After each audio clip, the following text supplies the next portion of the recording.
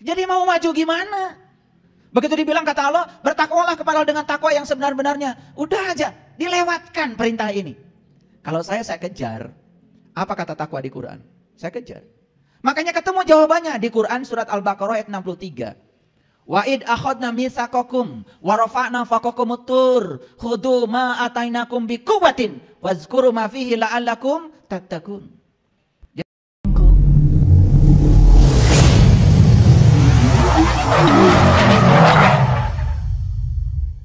Otomatis.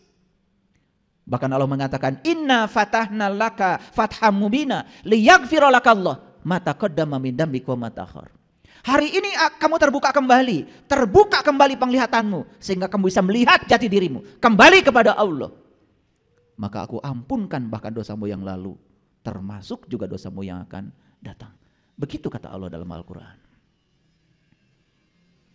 Kita terlalu puas mengaku pedoman hidupmu apa? Quran. Pedoman hidupmu Quran dan hadis. Tapi dua-duanya tidak kita pahami. Tidak kita pedomani. Hanya dibaca berulang-ulang. Dan kita menganggap kalau sudah membaca berulang-ulang, seakan-akan kita sudah soleh. Padahal membaca itu baru tahap awal untuk memahami. Dan kalau kita membaca, kemudian kita tidak dapat petunjuk apa-apa dari yang kita baca, berarti kita melanggar ayat zalikal kitab la raiba fi hudan lil muttaqin. Jadi kalau kita tidak dapat petunjuk ketika kita baca kitab suci, berarti kita belum tahu apa itu takwa yang sebenarnya.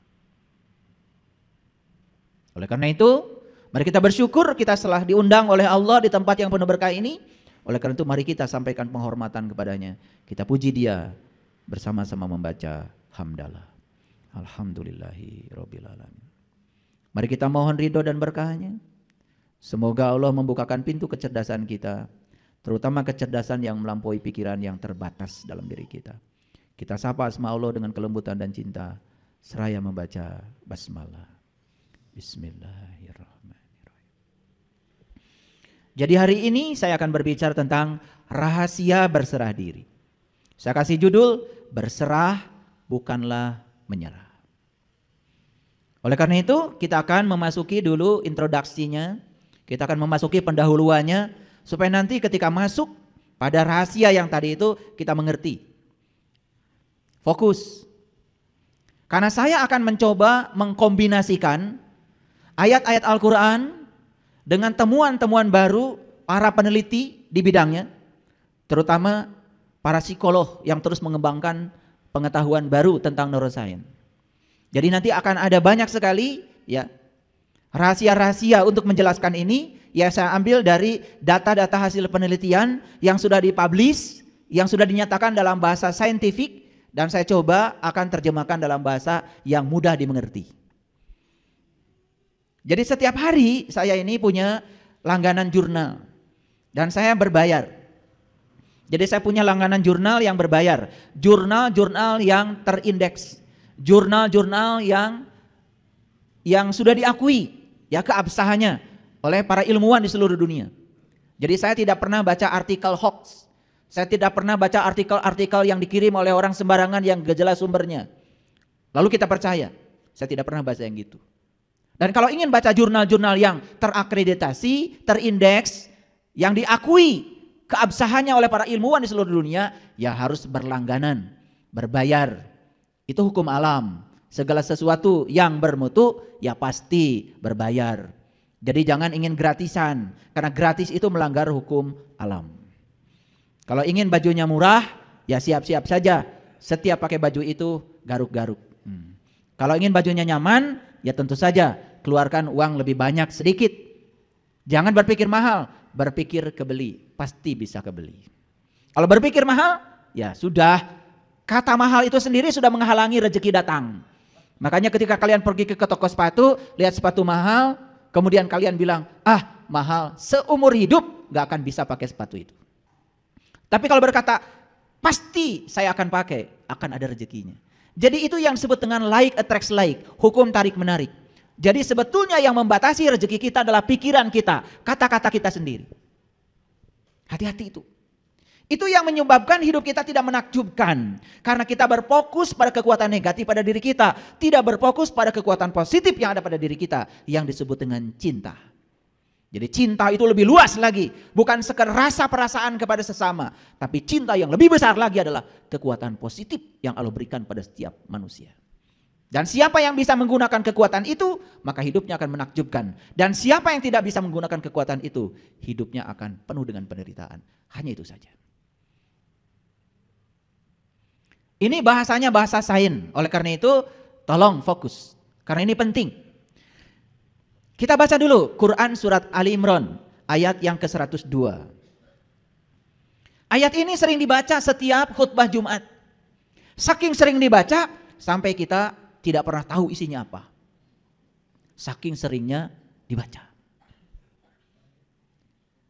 Saya perdengarkan ya. A'udzubillahi minasyaitonirrajim. Bismillahirrahmanirrahim. Ya ayyuhallazina amanu taqullaha haqqa tuqatih wa la tamutunna illa wa antum muslimun. Bahkan sudah bosan mungkin dengar ayat ini saking enggak ngertinya atau saking sering dibacanya dan tidak pernah dijelaskan.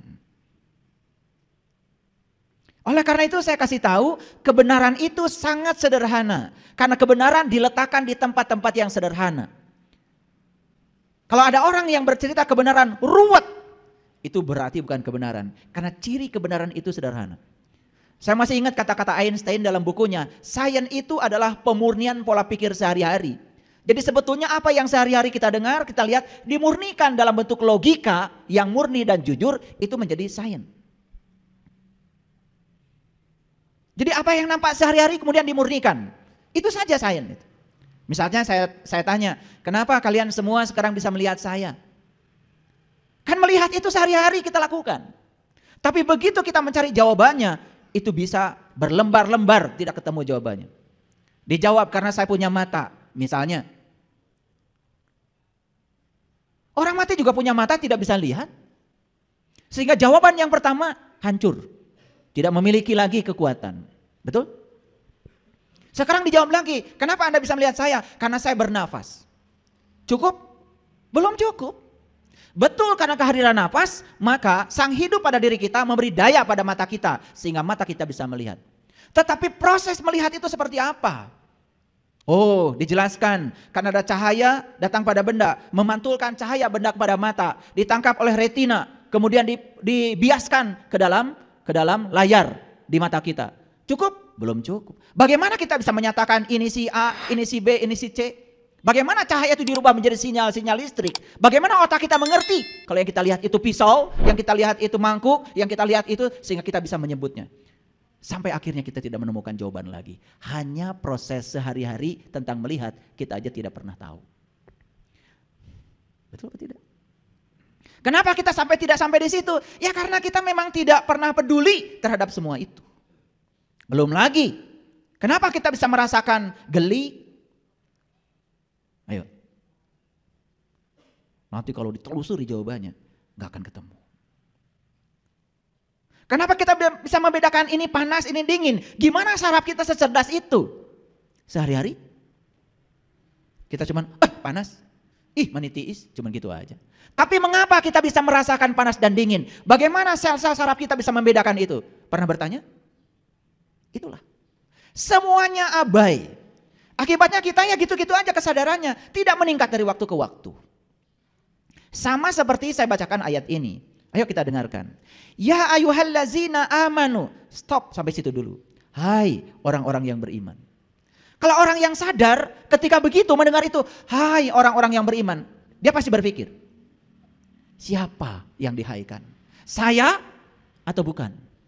Jangan ngaku-ngaku dulu.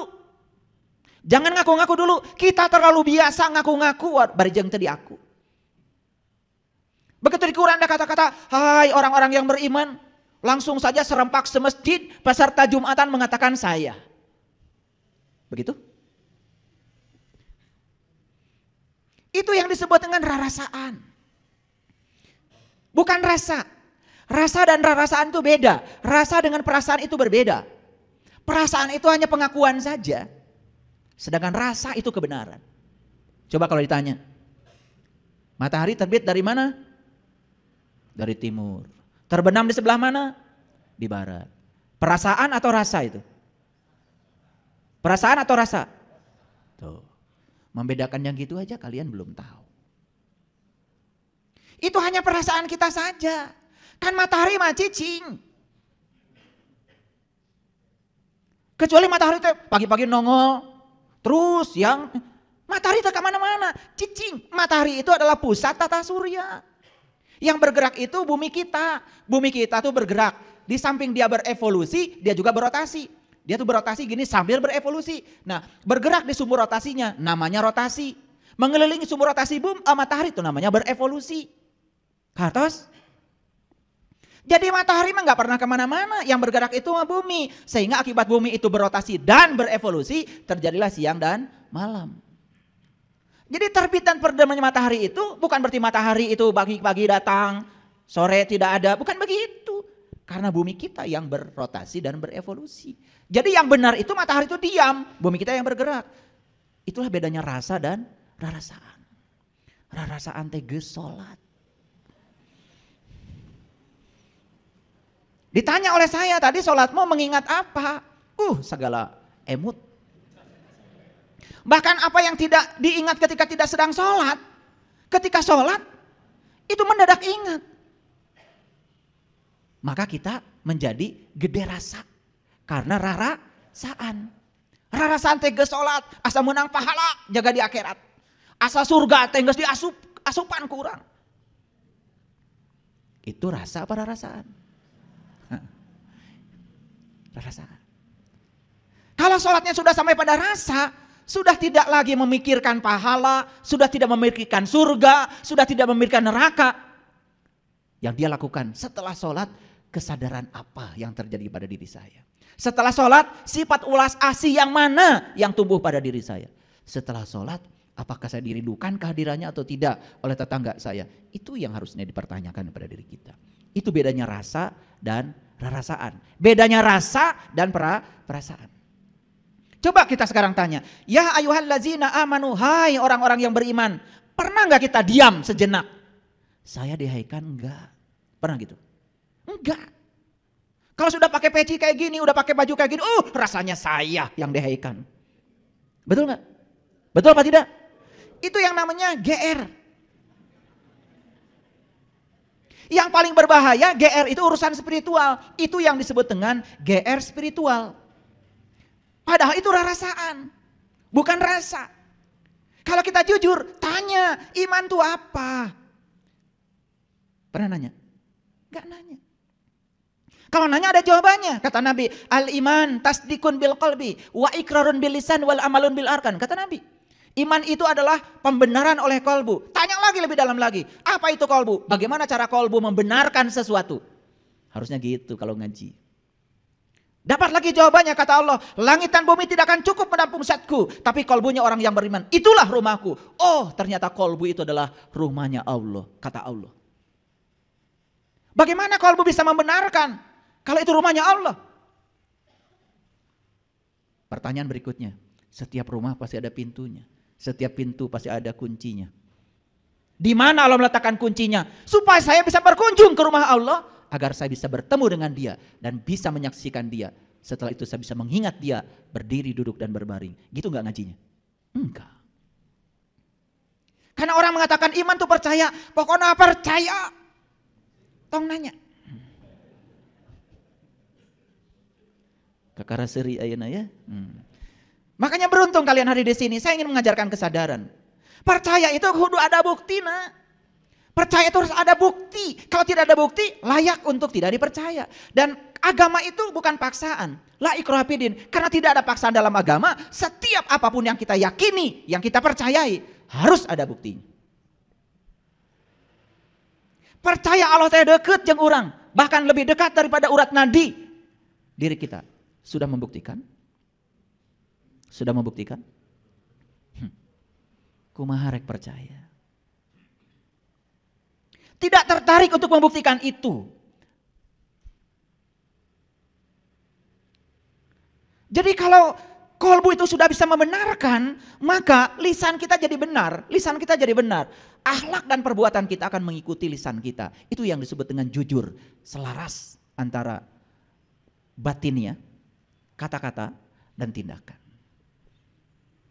Kan kita biasa tidak selaras. Di dalamnya seperti apa, keluar kata-katanya seperti apa, yang dilakukan seperti apa, bahkan melanggar janji. Itu pun dianggap biasa.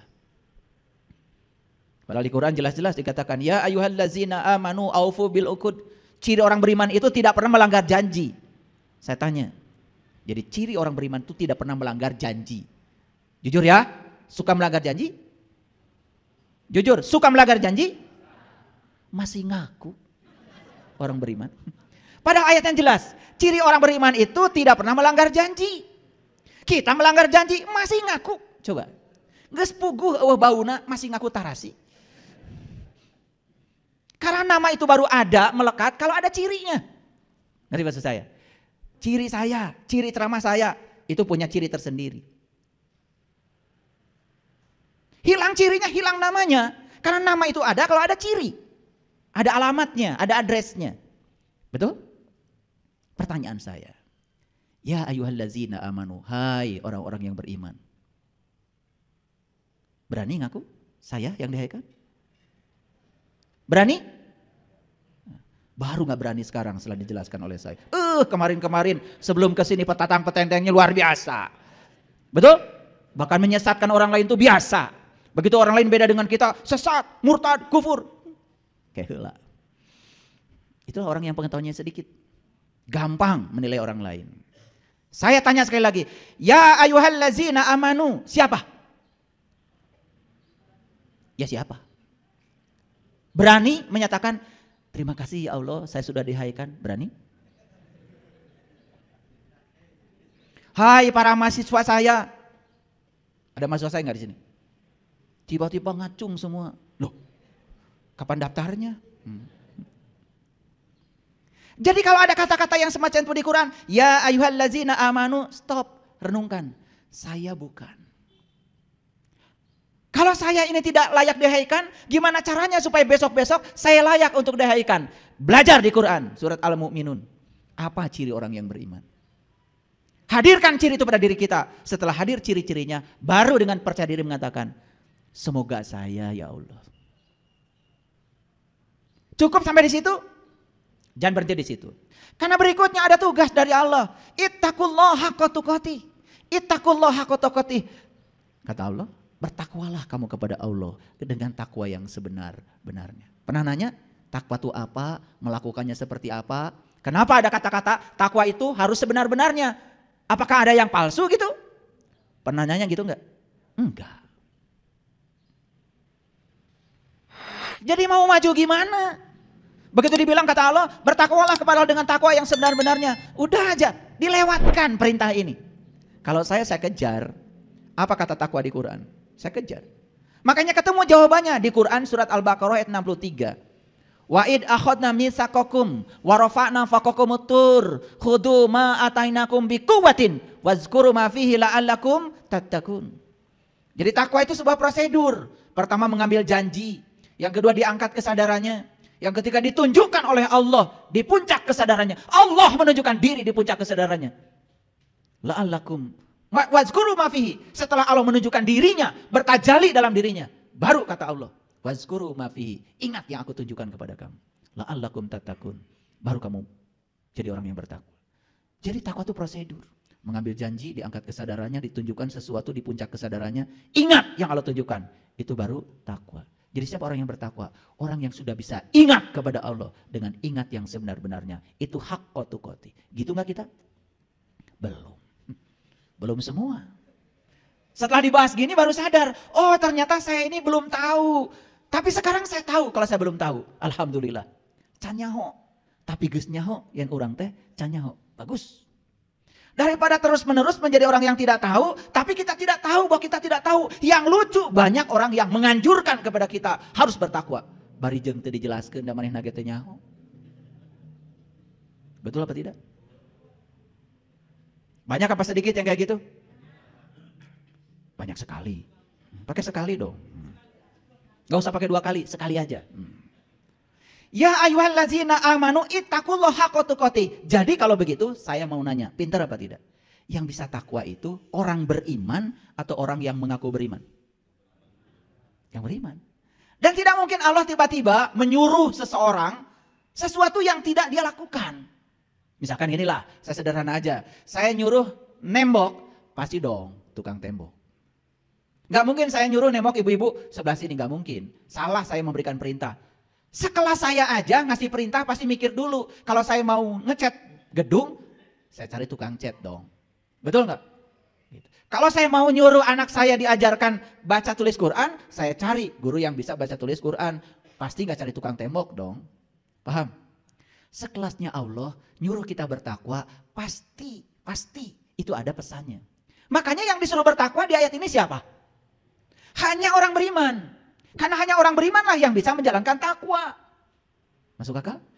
Nah, kenapa kita selama ini tidak bisa menjalankan takwa? Karena belum beriman. Ngaku-ngaku doang. Supaya pengakuannya diakui, udah pakai dandan macam-macam. Itu makanya ada lagu Pak Haji Sorban Palit. Dah palit sorban oge. Pak Haji Sorban Palit itu orang yang sudah haji, tetapi sesungguhnya dia tuh tidak tahu apa esensinya haji. Berkunjung ke Baitullah, tetapi tidak tahu siapa yang harus dikunjungi. Palit dah sorban. Orang tua kita mau ngasih pelajaran itu luar biasa. Ya. Nah, palit itu bahasa Arabnya mabur. Paham ya? Ya. Udah stop dulu sampai situ. Karena ini kajiannya rahasia berserah diri dulu. Tapi tangkap dulu maksud saya. Siapa yang bisa bertakwa? Jawab dulu. Orang beriman. Apakah orang yang mau beriman bisa melakukan laku takwa? Gak akan bisa. Laku takwa itu spesial. Spesial. Karena kalau tadi saya jelaskan yang namanya takwa itu mengambil janji, diangkat kesadarannya, ditunjukkan sesuatu di kesadarannya. Allah bertajali seperti bertajalinya kepada Nabi Musa. Falamma tajalla rabbuhu lil jabal. Ketika aku bertajali di puncak kesadarannya Musa. Lalu Musa tersungkur dan mengatakan qala subhanaka tubtu ilaika wa ana awwalul mu'minin. Itulah awalnya imannya Musa. Kapan kalian mau bertajali kepada dia? Kapan mengawali iman? Tiba-tiba ngaku-ngaku sudah menjalankan takwa. Karena takwa itu sangat spesial. Tapi selama ini dengar kata-kata itu? Kita hanya menjalankan apa yang didengar kata orang. Yang penting sudah pakai baju takwa, langsung petantang petenteng jadi orang yang bertakwa. Nanti buka Quran surat Al-Baqarah ayat 63 ya. Sampai di rumah. Nah, pertama syaratnya harus iman. Yang kedua, kalau dia bisa menjalankan laku takwa, hadiahnya apa? La tamutunna illa wa antum muslimun. Makanya kamu akan menjadi seorang muslim. Bahkan menjadi seorang muslim itu menjadi syarat mati. Kata Allah, janganlah kamu mati kecuali kamu harus sudah menjadi muslim. Sayang sekali. Muslim itu didangkalkan oleh kita hanya sebatas sebutan buat orang yang mengaku beragama tertentu. Padahal itu tingkatan tertinggi yang harus dicapai. Iman saja belum, takwa saja nggak ngerti, tiba-tiba menyatakan diri sebagai muslim. Aneh apa tidak? Aneh? Aneh.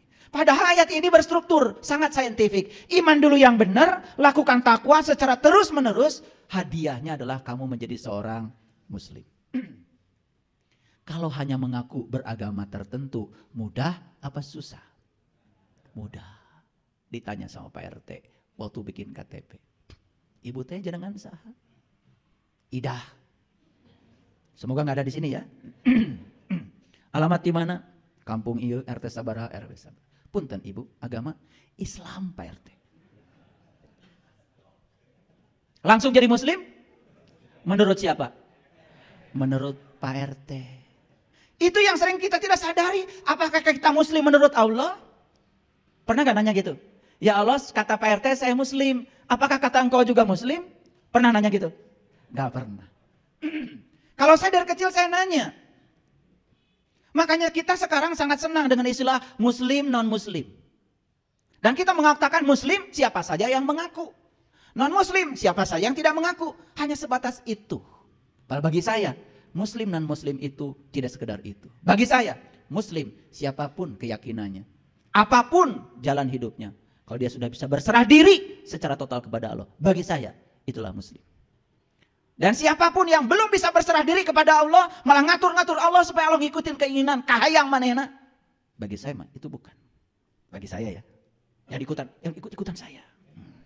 Bagi saya ketemu dengan sahabat-sahabat saya, mohon maaf, akhlaknya lebih bagus. Dititipin uang tidak pernah korupsi, sepeser juga tidak pernah. Keyakinannya berbeda dengan saya. Hidupnya lebih bahagia. Berkelimpahan bahkan hidupnya. Bagi saya, jangan-jangan dia, bagi saya, itu adalah Muslim. Tiap hari menebarkan kebencian, terus saja. Menebarkan hoax, fitnah. Beda dikit orang lain dihujat. Hidupnya penuh dengan penderitaan. Jangan-jangan, bagi saya nih, kayaknya bukan. Maaf ya. Maaf. Jadi supaya kita jujur pada diri kita sendiri. Coba kita perhatikan, kenapa syarat mati harus menjadi Muslim? Kalau syarat mati mengaku beragama tertentu, sangat mudah. Padahal urutannya iman saja belum dicapai. Takwa saja tidak tahu. Apalagi menjadi seorang yang berserah diri. Baik, kita lihat akar katanya dulu. Supaya belajar agamanya benar. Apa yang perlu dipertanyakan oleh kita? Satu, apakah iman itu? Sudah saya jelaskan. Dua, siapa orang yang beriman itu? Pasti ada cirinya bukan? Tiga, apakah orang yang mengaku beriman dapat dikatakan sebagai orang yang beriman? Jawab dulu dong. Apakah orang yang mengaku beriman dapat dikatakan sebagai orang beriman? Belum tentu. Bahkan orang yang beriman itu gak pernah ngaku-ngaku. Nu beunghar asli, tarang ngaku beunghar. Nu sok ngaku kamu, eta nu kakara beunghar. Sagala dipake.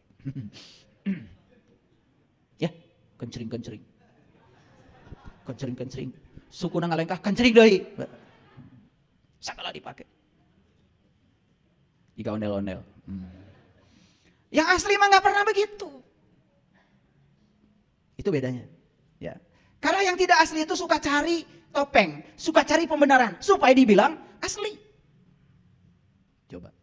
Sarung tenun asli, pasti palsu. Dan asli mah tara tulisan asli. Saya beli sarung BHS tuh, Samarinda. Gak ada tulisan asli. Gak usah saya menyebut merek yang lain. Nanti takut ada yang tersinggung. Karena biasanya kalau yang palsu suka ada tulisan asli. Ya kayak kalian. Ya dah? Iya. Yang imannya asli gak perlu dipamerkan di mobil. Pakai lapan ini, lapan itu gak perlu. Tapi cara mengendarai mobilnya rapi. Parkirnya benar. Saya pernah lihat nih, lihat ya nih fakta. Tulisannya la ilaha illallah Muhammad, besar. Itu parkir di pinggir jalan, dia tidur nyenyak, orang lain itu kesusahan karena dia parkir di pinggir jalan. Bagi saya, kayaknya ini nih yang bukan. Bisa tidur nyenyak, sementara orang lain kesusahan gara-gara dia memarkir mobil di pinggir jalan. Atuh teu boga garasi mah, tong waka meser.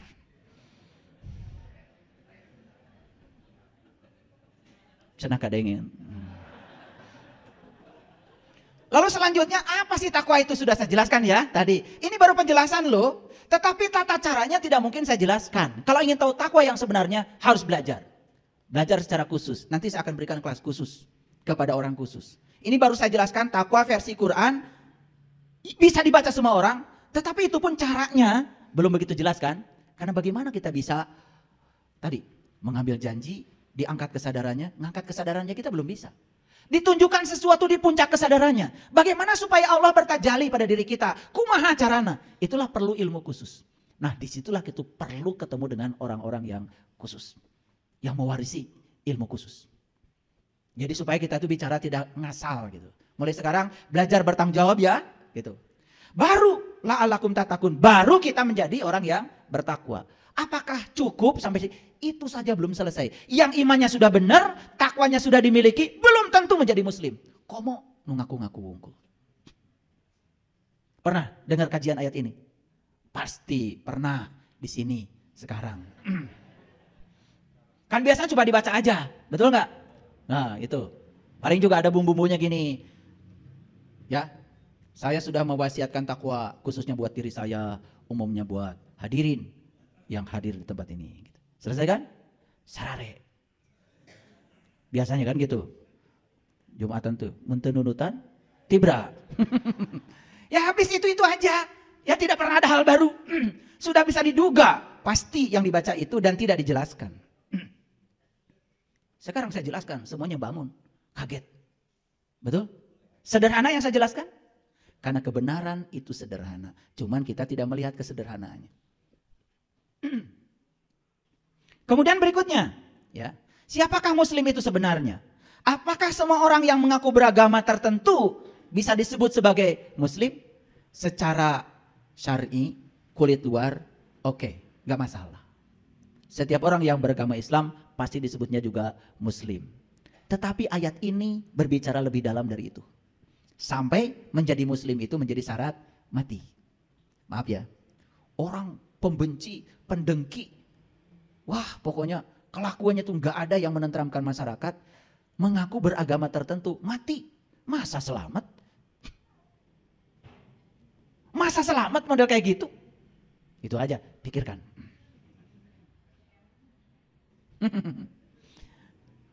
Lanjut. Nah ternyata muslim itu adalah gelar yang diberikan Allah untuk manusia yang sudah mencapai Islam. Apa? Gelar yang diberikan Allah untuk manusia yang sudah mencapai Islam.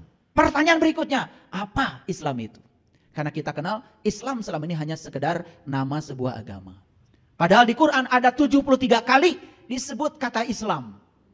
Dan saya juga sangat kagum, kenapa Allah menyebutnya 73 kali. Nah ini belum saya buka ya, terlalu dalam, nanti malah bingung. Terlalu dalam, nanti suatu saat kalau sudah belajar ilmu khusus akan bisa menjawab sendiri. Nanti ada saatnya. Kata Islam berasal dari kata aslama, yuslimu, islaman. Nah, kalau belajar ilmu nahu, ya ilmu nahu, ilmu syarab di pesantren pasti akan belajar ini. Jadi kata Islam dari kata aslama, yuslimu, islaman. Aslama artinya tunduk. Yuslimu artinya patuh. Islaman itu artinya selamat. Pertanyaannya sederhana. Apakah kita sudah tunduk, patuh kepada Allah? Atau malah Allah disuruh tunduk dan patuh kepada kamu? Jujur nih jawab. Kan senang sekali ngatur-ngatur Allah supaya Allah ngikutin keinginan kita. Betul nggak? Jika perlu berkesana, berkesini. Ya. Tidak bisa ngatur Allah sendiri. Cari orang yang bisa ngatur Allah. Betul nggak? Kan gitu kelakuan kalian? Iya. Betul apa tidak? Iya. Ngedoa air sendiri, gak percaya diri. Minta orang. Kali aja dia malah lebih dekat dengan Allah. Jadi KKN itu sudah bukan di dimensi duniawi saja. Dalam urusan spiritual pun kalian ber-KKN. Kali aja kalau sorbannya panjang doanya dikabul, bukan? Kali aja kalau jangkotnya lebat, kali aja doanya dikabul, bukan? Gitu. Makanya berkesana, berkesini. Apa? Minta doa ini, minta doa itu. Kan gitu yang kita lakukan. Padahal Allah bersamamu, lebih dekat kepadamu daripada urat nadi lehermu. Geus teu percaya kalau nu ada di diri orang. Geus teu percaya kalau nu ada di diri orang. Allah yang ada bersama kita aja sudah tidak dipercayai. Bagaimana kita bisa dipercayai oleh orang lain? Kudu ngengken wawanen ka batur. Betul? Dengarkan kata-kata saya. Jadi muslim itu mereka yang sudah tunduk, sudah patuh. Kalau siapapun yang sudah tunduk dan patuh kepada Dia Sang Pencipta, pasti akan mengalami islaman, selamat. Selamat dunia dan akhirat. Mari kita lihat, kenapa selama ini banyak penderitaan kita? Karena kita tidak tunduk dan patuh kepada Allah. Di mana Allah? Di sini. Bersama kita saat ini ada. Dan Dia keras sekali berbicara kepada kita. Tong bohong. Tong pedit. Tong amak-amakan. Itu ngingetin dari sini. Tapi kita tidak menghiraukannya. Jadi sebetulnya tunduk dan patuh itu tidak usah terlalu jauh. Tunduk dan patuh kepada hati nuranimu. Itu yang akan menyelamatkan kita. Jadi sebetulnya tidak usah mesantren keluar dari diri kita. Mesantren aja ke dalam. Dengarkan kata-kata Dia. Dan saya kasih tahu. Kata-kata Allah hanya akan terdengar kalau kita mau mendengarkannya dalam keadaan hening. Tepat saat pikiran kita bisa kita kendalikan. Di situ suaranya akan jelas. Jadi saya heran sekali ya. Kita lebih suka pesantren itu ke sini, ke sini, ke sini. Tetapi yang di sini tidak pernah diikuti. Tidak pernah diikuti. Padahal ikuti saja yang di sini. Itu pesantren yang luar biasa. Itu yang akan menjadikan kita Islaman. Menyelamatkan. Coba.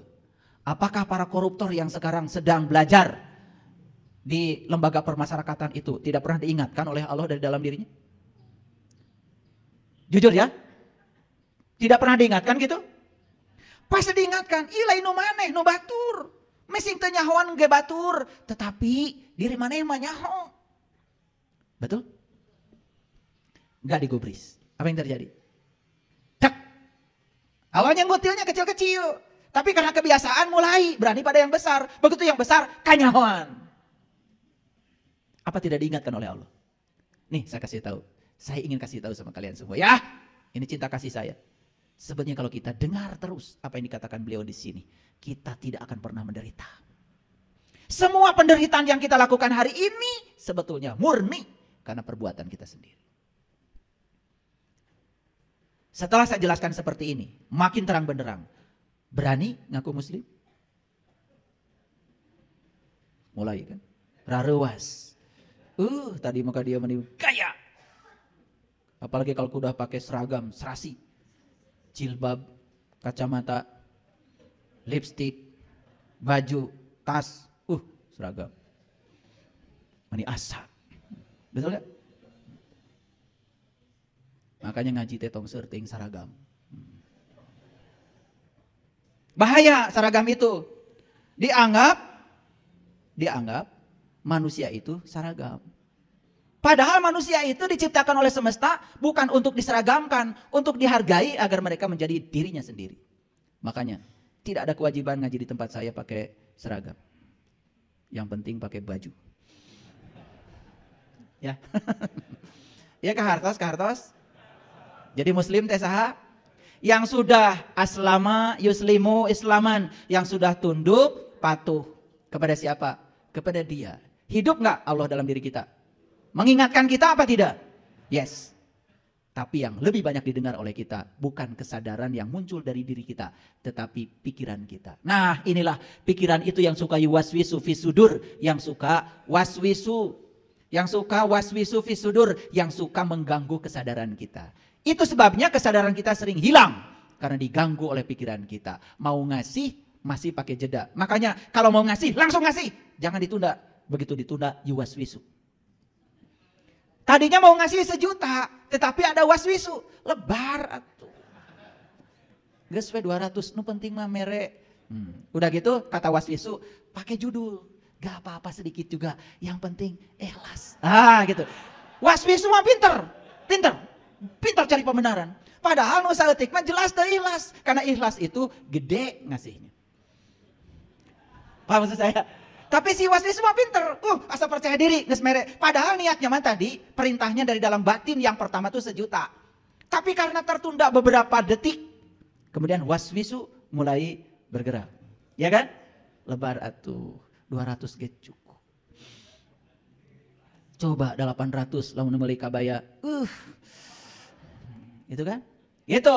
Nah, si waswisu didengar, apa akibatnya? Kesadaran yang tadi sudah memerintahkan kemudian hilang, diganti. Supaya tetap kita merasa percaya diri. Maka si waswisu ngomong lagi ngasih nasihat. Bilang, gak apa-apa ya sedikit juga. Yang penting ikhlas. Wah gaya deh. Lihat saya nih sudah jadi dermawan. Padahal 200. Padahal perintah pertamanya 1 juta. Kaira. Jadi siapa yang diturut? Yang diturut bukan lagi kesadaran pertama. Yang diturut itu adalah si waswisu itu. Fisudur. Yang sudah mengganggu kesadaran kita. Itulah kehidupanmu selama ini. Maaf saya ngomong begini. Berani saya bicara begitu. Dan kalian tidak akan bisa menghindar. Terasa oleh saya wajah-wajahnya dari sini ke sana. Asli, saya tidak akan pernah gibah. Saya tidak pernah menceritakan setan di belakang. Setannya saya undang di sini.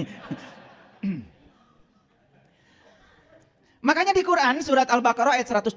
Ini masih ayat. Belum saya masuk kepada rahasia berserah diri. Masih ayat. Dengarkan kata-kata saya supaya semuanya clear, ya. Allah mengatakan begini, bala man aslama wajhahu lillah wa huwa muhsinun falahu. Wa huwa muhsinun falahu ajruhu inda rabbih wala khaufun alaihim wala hum yahzanun. Ini pintu masuk ke dunia sains. Perhatikan saya. Bala akan tetapi Man, barang siapa, aslama, berserah diri, wajhahu, wajah. Jadi di sini dikatakan, barang siapa yang menyerahkan wajahnya seutuhnya, lillah, kepada Allah. Jadi diartikan berserah diri, karena diri kita yang sejati kan sebetulnya identitasnya ada di sini. Identitas manusia di sini semua, makanya KTP semua dari sini ke atas. Betul apa tidak? Pak RT, sekampung ini saya terkenal seksi.